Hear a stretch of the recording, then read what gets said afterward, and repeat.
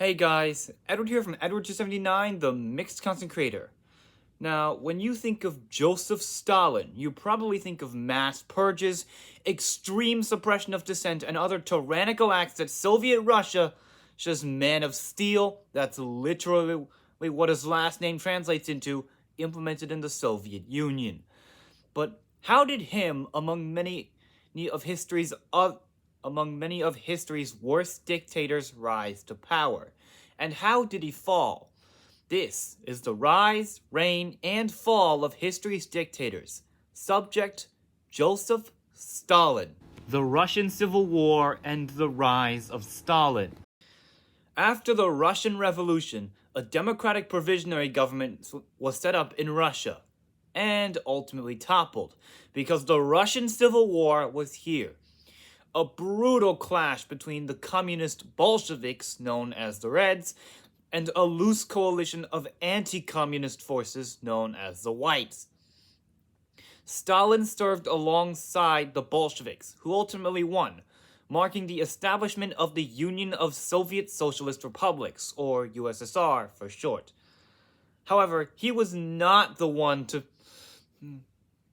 who took power over this new country yet, as a little someone by the name of Vladimir Lenin beat him to the title of the first leader of the Soviet Union. Lenin, however, obviously wasn't immortal and died in January of 1924, a little less than a year and a half after the Russian Civil War's end in October 1922. Even still, Lenin really didn't want Stalin as a successor, and despite the common belief, no, Lenin did not appoint Leon Trotsky as a successor over Stalin. Also, it didn't help that, one, Trotsky was distrusted due to being a Menshevik in the past, but also two, he was actually a blowhard a-hole, often annoying other Bolsheviks with its overwhelming arrogance. Stalin, on the other hand, was able to win over the Russian people and was a die-hard Bolshevik from the very beginning, allowing him to rise the ranks and becoming the next leader of the Soviet Union in 1924 after Lenin's death. Stalin's reign before World War II. Now, this might seem obvious to those watching this video, but Stalin was not exactly what one would call a nice guy. His great purge to eradicate so-called enemies of the working class using the Gulag, a system of forced labor camps, was extremely cruel, and he was also responsible for the Holodomor.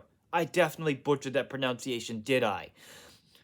A massive man-made famine in Soviet Ukraine from 1932 to 1933 that killed anywhere from 3.5 to 7 million people.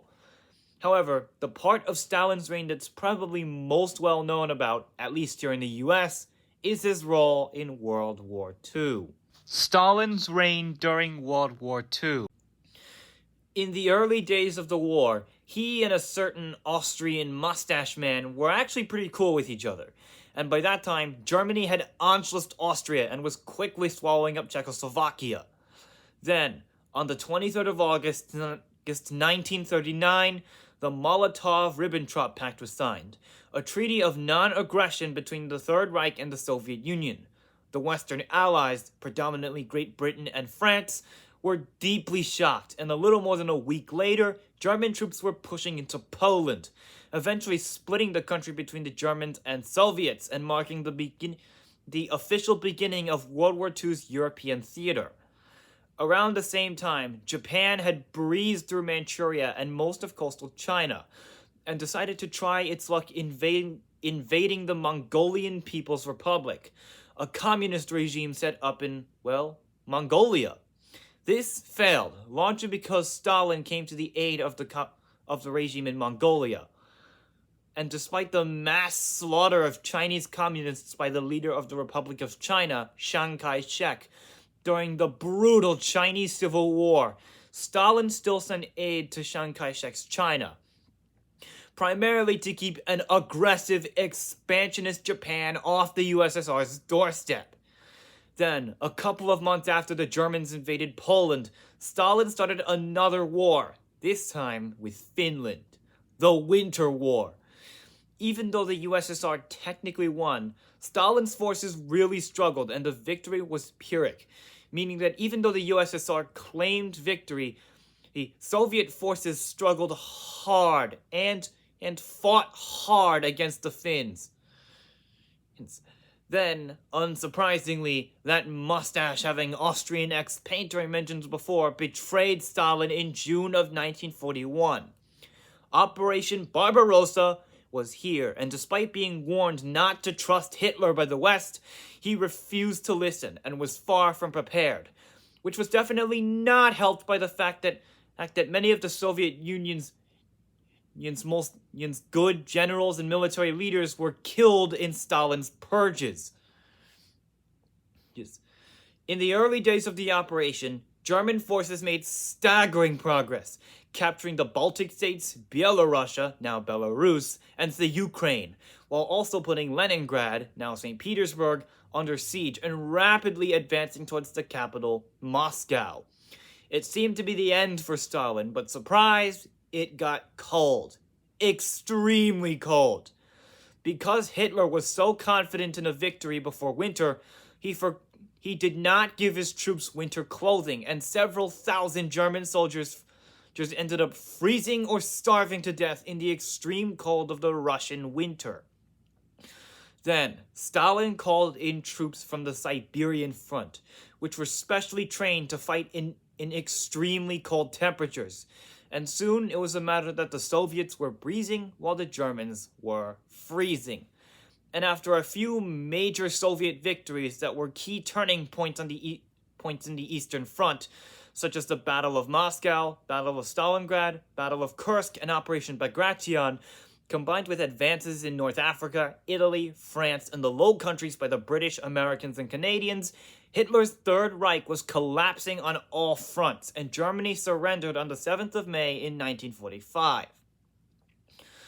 However, Stalin still had to deal with another threat to his east, Imperial Japan. On the 9th of August, 1945, Stalin launched an invasion into Japanese-occupied Manchuria, ultimately winning against the Japanese only 12 days later. Right around the same time the Americans dropped those 2 nukes on Japan, and the Japanese ultimately surrendered on September of 1945, officially ending the Second World War. The Cold War and the fall of Stalin. Now, you probably already know what happened to Germany after World War II. The victorious Allied powers carved up Germany and its capital Berlin into occupation zones, and they also carved up Austria and its capital Vienna into occupation zones. In Germany's case, the American, British, and French occupation zones would unite to become the Federal Republic of Germany, or West Germany, while the Soviet occupation zone would become the German Democratic Republic, or East Germany. Now, the alliance between the Soviets and the West wouldn't last, and the Cold War was here. Now, after World War II, Stalin's policies didn't get any better, and the terror, mass purges, mass imprisonment, the Gulag system, and so many other horrible things Stalin did would continue for the rest of his leadership of the USSR. Then, in 1950, the Korean War broke out, a little less than 3 years before Stalin would ultimately die. Stalin, alongside Communist China, supported North Korea, while the US, alongside the UN, some US allies in Europe including France, Belgium, Greece, Luxembourg, Turkey, the United Kingdom, and the Netherlands, and some other nations in Latin America, Africa, and Asia backed South Korea. The North Koreans did well at first, capturing Seoul and almost invading the entire south of Korea. Then, US and UN involvement pushed back the North Koreans, with the South now taking over almost all of Korea. Ultimately, however, neither side was victorious, and a new border was drawn roughly correlating with the 38th parallel. Finally, Stalin died on the 5th of March, 1953 at the age of 74, likely due to a cerebral hemorrhage, ending his reign over the USSR and putting one of history's worst dictators in, well, the history books, and starting a power struggle which saw Nikita Khrushchev victorious, and Stalin's successor as leader of the Soviet Union. So there you have it, the rise, reign, and fall of Joseph Stalin. I hope you enjoyed this video. Like, share, and subscribe if you want to, and as always, I'll see you in the next video. Edward here from Edward279, the Mixed Content Creator, signing off.